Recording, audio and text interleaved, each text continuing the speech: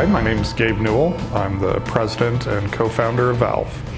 So while we were working on the original Left 4 Dead, everybody on the team enjoyed this style of play a lot, this co-op action horror movie experience. And as we were building it, people had a bunch of ideas for how they wanted to move that forward, how to really amplify that experience. And that's sort of one of the frustrating things when you're working on a game, especially when you're working in sort of a new design direction, is you have to sort of cut off at some point and say, well, we'll do that in the next game. But as soon as we finished Left 4 Dead, everybody who'd worked on it said, we want to go and do Left 4 Dead 2 now. There are all these things we felt that, were ideas that we got while we were playing, especially when they were playtesting Left 4 Dead, that they wanted to put into a sequel.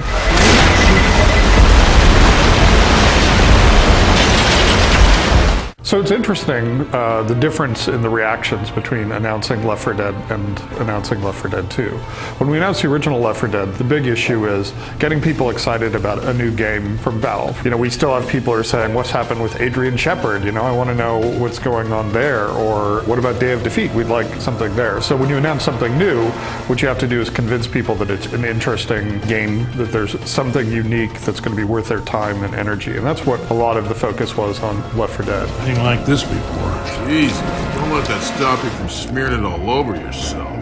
With Left 4 Dead 2, there was already so much awareness and excitement based on the fact that we just shipped the first game that we were excited because we got to talk about, hey, we're going to do a sequel and we're going to do it in a year, which is really different and new for us. There was some segment of the community that was like, hey, you're doing a sequel in a year. So what's going on there? Why are you changing your pattern? What does this tell us? Are you suddenly turning this into a sports game, and they're going to churn out another crap sequel every 12 months. And so that was something that was different for us in terms of how we would talk to the community and educate them as to why this was a good thing, not a bad thing, and what it would mean for them in terms of the game that they would get to play on November 17th. One of the concerns that were raised by people who had Left 4 Dead is, what's different enough about this to justify it being a new sequel? So we've spent a lot of time talking about what the scope is, both artistically in terms of the scale of the game, how the gameplay is evolving, what are some of the technological pieces that have moved forward, and doing anything we could to make sure that our fans, who are the reason that we exist, the reason that we have a business, understood why Left 4 Dead 2 was a really positive evolution rather than just us trying to come up with a way of stripping money out of a successful and popular game. So we tried everything. We tried to find people who were sort of articulate spokespeople for that skepticism about this and bring them in here and show them what we were doing and say, look, this is exactly what we're doing. These are the people who are building it. Ask them anything you want. Play the game. And that was proved to be a pretty effective way of communicating with sort of these really hardcore members of the community and reassure them that this was a good thing rather than something that they should be skeptical and worried about. By really focusing on communicating with that group, we can also measure how well the Left 4 Dead 2 is doing in pre-orders. And so Left 4 Dead 2 is actually, for people who've joined the boycott group on Steam, we can look at their pre-orders, and they're actually pre-ordering the product at a higher rate than Left 4 Dead 1 owners who weren't in the boycott. And what that tells us is that we did a really good job of understanding what these issues were and communicating with this group of what, at the end of the day, are some of our most hardcore and supportive fans over the history of the company.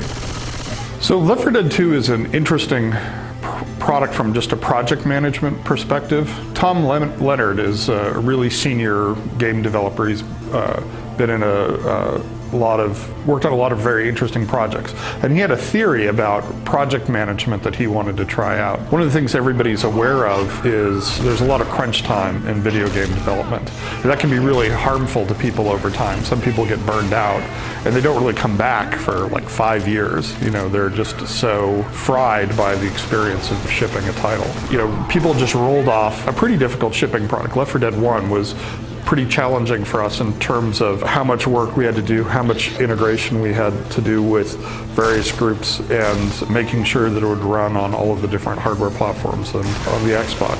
And so with Left 4 Dead 2, he wanted to attack this problem. And there are aspects of that from a design perspective and how you design the schedule and how you manage workloads. And it also meant that they tried very hard to front load their work as much as they could. So they actually tried to be in sort of mini crunch mode from right at the beginning.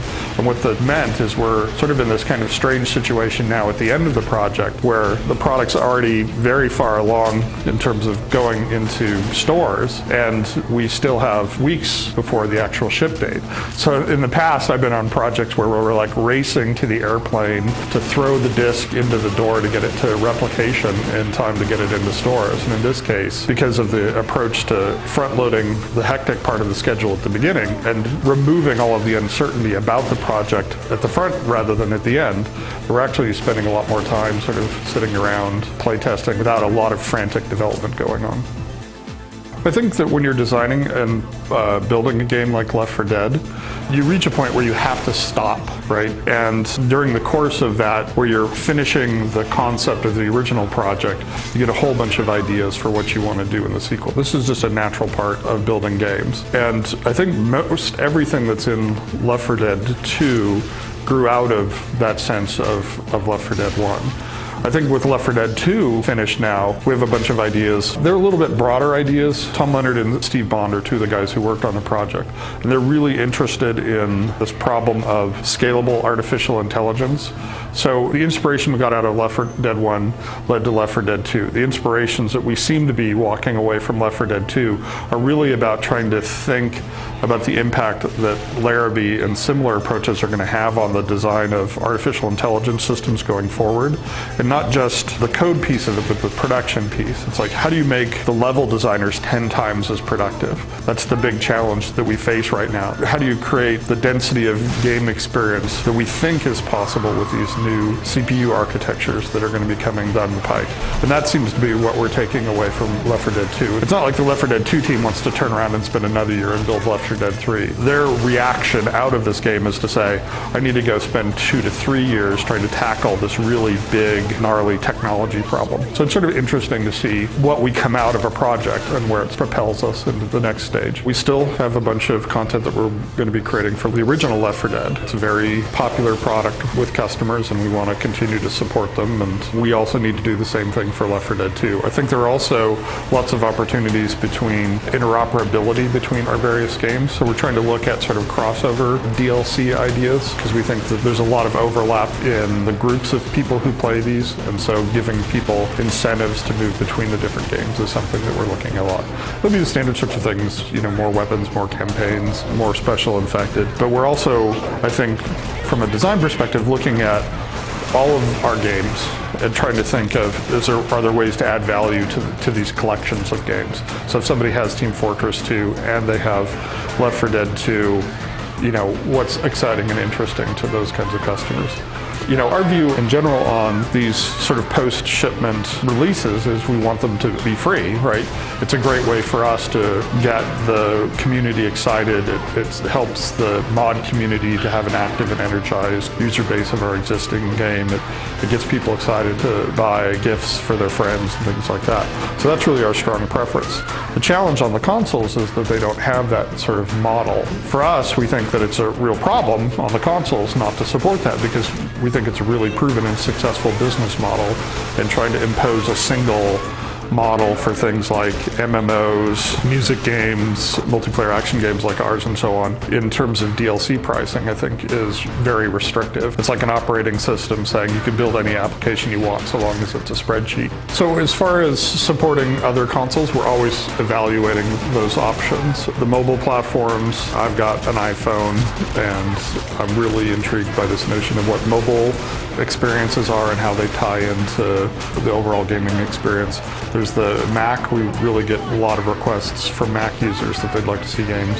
PlayStation 3, the Wii. So what we tend to do is we look at how much we can create that's valuable to customers for the amount of effort. So if we have this much bandwidth to work on stuff, we say, are we better off broadening the platform, or are we better off investing more in the platforms that we have?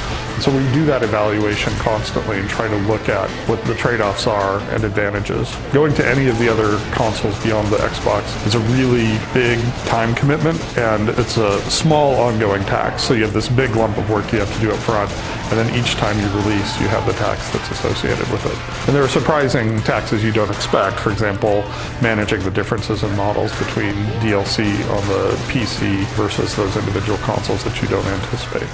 I remember sort of back in the late 90s, it was really questionable that multiplayer games, that you could actually sell a multiplayer game successfully rather than a multiplayer game being sort of this afterthought on a single player game.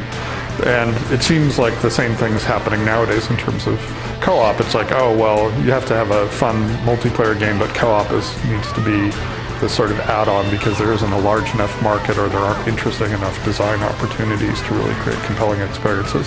So I think Left 4 Dead is a good example of how the customers were ahead of us once again. I hope that it's inspiring other game companies to go after these kinds of co-op game experiences.